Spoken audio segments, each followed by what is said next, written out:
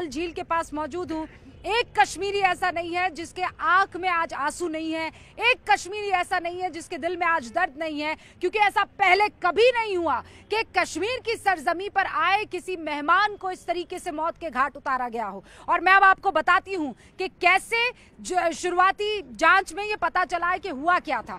देखिए, दो अलग अलग ग्रुप थे आतंकियों के। एक ग्रुप था जिसने ये जितने भी लोग हैं वहां पर जो मैदान में इकट्ठा हुए थे उन सबको एक जगह इकट्ठा किया।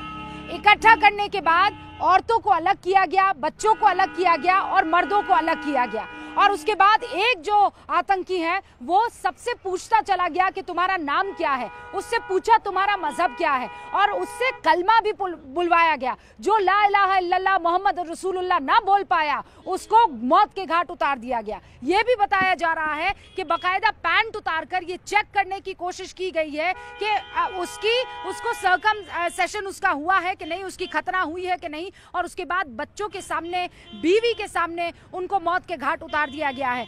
इस जगह पर क्यों किया? क्योंकि वो दूर जगह है, वो इलाका दूर है, वहां से अस्पताल दूर है, वहां पर जितनी कैजुअलिटी होती ज्यादा खतरनाक होती। अमित शाह अस्पताल पहुंच चुके हैं जहां पर मारे गए लोगों का पार्थिव शरीर रखे हुए हैं। 27 लोगों को मौत के घाट उतार दिया इन आतंकियों ने। ये आतंकी जो है वो कैमरा लगा हुआ हेलमेट पहनकर आए थे। इन्होंने जो कुछ भी किया है वो सारी रिकॉर्डिंग इन सारे आतंकियों के पास मौजूद हैं। ये 3-3 के ग्रुप में आए थे। इनको जैसे ही जहां भीड़ मिली वहां पर वो पहुंचे, लोगों को पहले हवा में फायरिंग करके इकट्ठा किया, अंधाधुंध फायरिंग करके इकट्ठा किया। फिर उसके बाद उन्होंने मर्दों को अलग किया, औरतों और बच्चों को अलग किया। फिर एक स्नाइपर थोड़ा दूरी पर मौजूद था, किसी को एकदम पॉइंट ब्लैंक से शूट किया गया तो किसी को स्नाइपर ने शूट किया है। किसी से कलमा पढ़ाया गया तो किसी से उसका मजहब पूछा गया, किसी से उसका नाम पूछा गया। एक औरत दौड़कर उस आतंकी के पास पहुंचती है और वो कहती है, तुमने मेरे पति को मार डाला, तुम अब मुझे भी मार डालो। तो वो ये कहता है कि जा, मैं तुझे नहीं मारता, मोदी को जाकर बता देना। बहुत सी ऐसी चीजें हैं जो अलग अलग चश्मदीदों से निकल कर आ रही है, लेकिन सबसे बड़ी बात यह है कि वो आतंकी जिन्होंने इस घटना को अंजाम दिया है अब तक पकड़ में नहीं आए हैं। उन आतंकियों के बारे में आपको बता देना चाहती हूँ। 2 नाम निकलकर सामने आ रहे हैं। एक नाम है आदिल गौरी, लश्कर-ए-तैयबा का ये आतंकी है, पाकिस्तान से ट्रेंड है, पाकिस्तानी है। और दूसरा आतंकी है आसिफ शेख, ये भी पाकिस्तान से ट्रेनिंग ले चुका है और ये भी पाकिस्तानी है।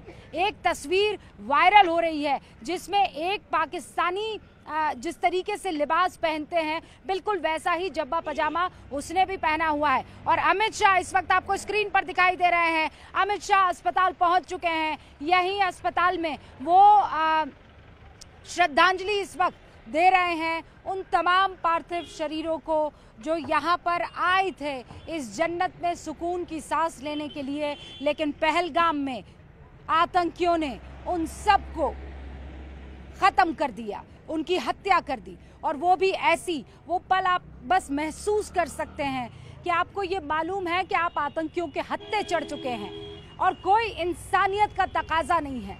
वो आपसे पूछते हैं कि बताओ तुम्हारा नाम क्या है, वो आपसे पूछते हैं कि बताओ तुम कहाँ से आए हो। लेकिन इस बार मकसद कुछ और है। इस बार मकसद है तुम्हें पहचानना कि तुम किस धर्म से ताल्लुक रखते हो। क्योंकि एक शख्स बताया जा रहा है जो कलमा गो था, जो मुसलमान था, और उसे इसलिए मार दिया गया क्योंकि वो बर्दाश्त नहीं कर पाया कि आतंकी उसके मेहमानों के साथ इस तरीके से बर्बरता कर रहे हैं। 27 डेड बॉडीज जो पर्यटकों की हैं, उनको विनम्र श्रद्धांजलि देने के लिए देश के गृह मंत्री अमित शाह आपको दिखाई दे रहे हैं। ये बहुत भावुक पल है, ये बहुत ही दुखी कर देने वाला पल है, क्योंकि किसने सोचा था कि जिस ज़मीन पर आप खुद को एंटरटेन करने के लिए, खुद को 2 पल सुकून के बिताने के लिए लाएंगे, वो आपकी ज़िंदगी के कुछ आखिरी क्षण मौजूद होंगे। इस वक्त ये देश के लिए बहुत मुश्किल की घड़ी है।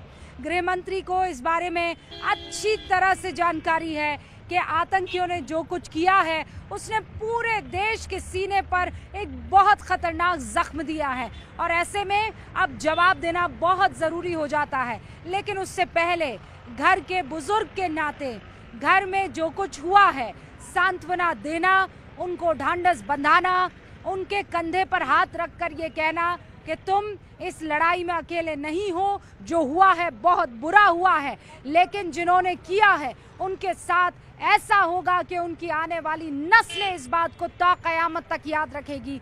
हम भी उस पल का इंतज़ार कर रहे हैं और इसीलिए बैठकों का दौर चल रहा है।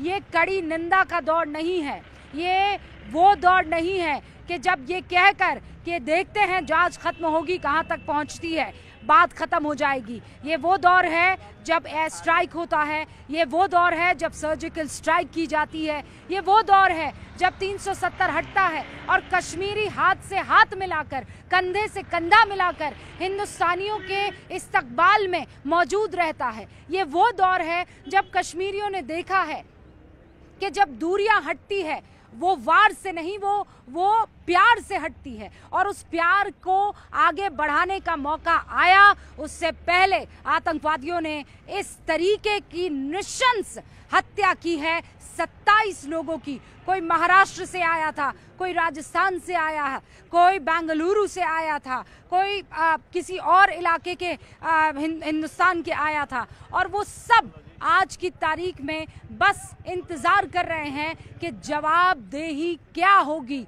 किसकी होगी और कैसे होगी। वहाँ पाकिस्तान की तरफ से कह दिया गया है कि भाई इस हमले में हमारा कोई वास्ता नहीं है, लेकिन जो तस्वीरें हमारे पास आई है उन आतंकियों के पहनावे से आप समझ जाएंगे कि ये पाकिस्तानी पहनावा है। उसके हाथ में AK-47 है, हेलमेट लगाया हुआ था, हेलमेट पर कैमरा माउंटेड था, यानी वो जो कुछ भी कर रहे थे वो सब का सब रिकॉर्ड हो रहा था। और इसीलिए इंतज़ार कीजिए कि जब वो गिरफ्तार होंगे या जब उनको मार गिराया जाएगा तो बहुत सी ऐसी चीज़ें निकल कर सामने आएगी जो पाकिस्तान को बेनकाब करेगी।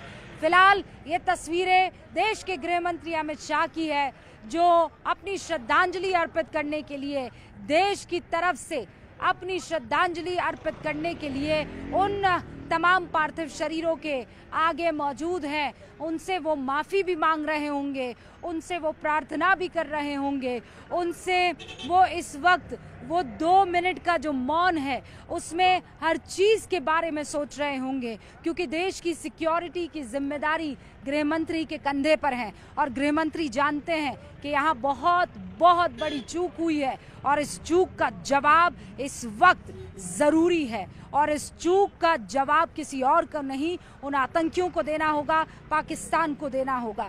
प्रधानमंत्री नरेंद्र मोदी ने सऊदी अरब में उनकी 2-3 दिन की जो यात्रा थी उसे कट शॉर्ट किया। वो जानते थे कि ये बहुत सेंसिटिव माहौल है और इस वक्त पूरा देश पीड़ा से गुजर रहा है। प्रधानमंत्री नरेंद्र मोदी को निकलना था आज रात को, लेकिन वो बीते कल ही लौट आए और आज सुबह 7 साढ़े 7 बजे उन्होंने दिल्ली में लैंड किया। NSA अजीत डोभाल ने उन्हें वहां पर रिसीव किया और उसके फौरन बाद उन्होंने एयरपोर्ट पर ही विदेश सचिव के साथ, विदेश मंत्री के साथ, NSA अजीत डोभाल के साथ एक शुरुआती मीटिंग की, जहां पर उनको ब्रीफ किया गया कि हुआ क्या, कब हुआ, कैसे हुआ। कल दोपहर 2:30 बजे इस देश के सीने पर वो खंजर भोंका गया है जो कश्मीरी से लेकर कन्याकुमारी में रहने वाले बाशिंदे तक सबको याद रहने वाला है। और इस वक्त प्रधानमंत्री नरेंद्र मोदी भी तैयारी कर रहे हैं CCS की बैठक की। ये वो बैठक है जहां पर होम मिनिस्ट्री, रक्षा मंत्रालय, फाइनेंस मिनिस्ट्री, विदेश मंत्रालय और प्रधानमंत्री नरेंद्र मोदी ये सब एक बैठक करते हैं। और ये बैठक तब होती है जब देश में कोई बड़े फैसले लिए जाने होते हैं। अमित शाह यहाँ पर मौजूद हैं, अभी वो अस्पताल में मृतकों को श्रद्धांजलि दे रहे हैं, फिर परिवार से मुलाकात करेंगे, घायलों से मुलाकात करेंगे। और जब मैं आपको ये सारी जानकारी दे रही थी, एक बड़ी खबर आई है और बड़ी खबर आतंकियों के रूट को लेकर आई है। राजौरी से वधावन होते हुए पहलगाम पहुंचे थे ये आतंकी। करीब 2 हफ्ते पहले भारत में दाखिल हो चुके थे ये 6 से 7 आतंकी। 2 हफ्ते पहले ये आतंकी दाखिल हुए और बताया जा रहा है राजौरी से वाधवान, वाधवान से पहलगाम। यहाँ पर कश्मीरी कौन है जो मुझे रास्ता बता सकता है? रूट मुझे आप समझा सकते हैं? रूट नहीं पता बट नहीं, ये हमें, मेरे पास रूट है, इसका क्या मतलब है? राजौरी से वाधावन और वाधावन से पहलगाम होते हुए ये आतंकी पहुंचे हैं। ये राजौरी से रास्ता दैट है, इज जम्मू। जम्मू या नियर टू जम्मू या यानी जम्मू में ये दाखिल हुए होंगे, जम्मू से उसके बाद वाधावन पहुंचे, उससे आगे फिर पहुंच सकते हैं वहाँ पहलगाम की तरफ पहुंचे रास्ता तो होंगे। है, वहाँ से है रास्ता, वहां से रास्ता है, कनेक्टिंग रास्ता है, कनेक्टिंग रास्ता है। तो ये देखिए, एक आम कश्मीरी जो है वो इस चीज को बता रहा है कि रूट जो है ये जम्मू के पास जो राजौरी वाला इलाका है वहां से रूट लेते हुए ये आतंकी दाखिल हुए होंगे।